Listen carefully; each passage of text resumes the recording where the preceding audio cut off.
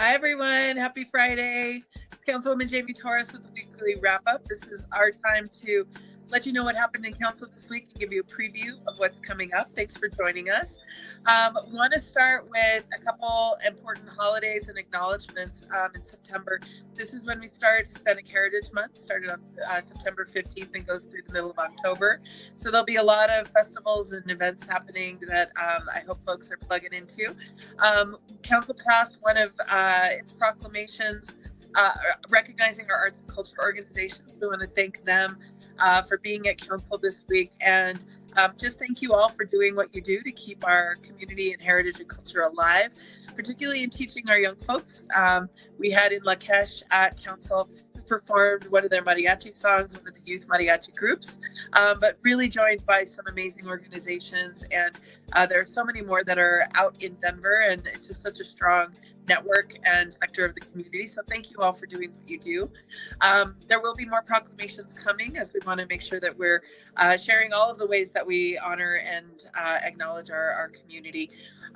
Also passed in council this week was our the auto donations bill that we've been sharing with folks, and that allows auto donations from the city to go to auto education nonprofits. So thanks to General Services for helping support that work. And then the schools that right now would likely qualify: CEC Early College, Emily Griffith Technical College, and Montbello Career Tech School. Thank you all for stepping up and supporting this effort. And I know it's going to go to a really great cause in getting folks ready for the workforce. September is also the month to raise awareness about food insecurity. So council did a proclamation this week as well, recognizing our city departments and nonprofits who really step into this space for our families, kids, elders, everyone who needs food, which is a growing need. We know this all too well in District 3, the food insecurity that our neighborhoods deal with on a daily basis. So thank you to all of them for stepping in this space, and we'll continue to work on all of these pieces with you. We also passed Waste No More. So this was a ballot measure passed by voters in 2022. It affects multifamily buildings, construction and demolition, and food waste producers like restaurants.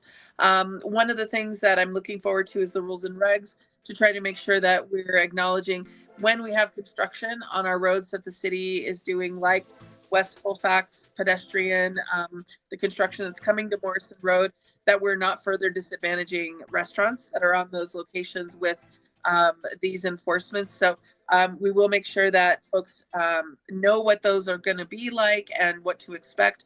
This would go into effect September of next year. Want to cover a few things this week with you. One is the Budget Book Club, Sun Valley Harvest Festival, and Paco Sanchez Open House.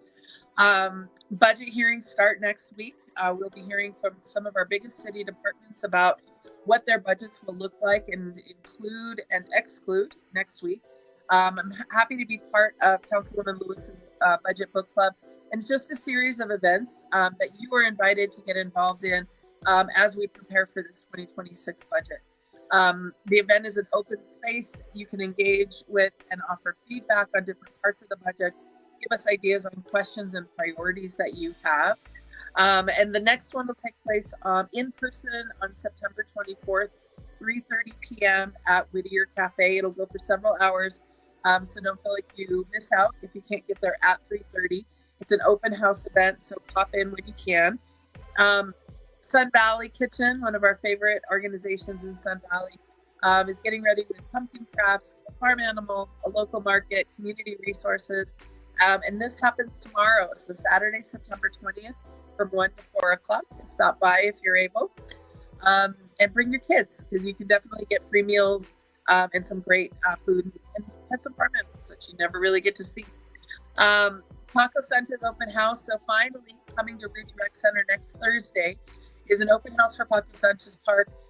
Learn more, get some feedback on improvements to park lighting, accessibility, and finally, the redesign and improvements to the disc golf course and resurfacing of the basketball court. This is on the south side of Paco Sanchez Park in the Villa Park neighborhood. Again, that's at Rudy Rec Center next Thursday from 5 to 7 o'clock. Those are our biggest updates. Thank you so much for tuning in. Make sure to sign up for our newsletter and social media when you get a chance, and stay up to speed on everything that's happening in District 3. Thanks, everyone. Have a great weekend.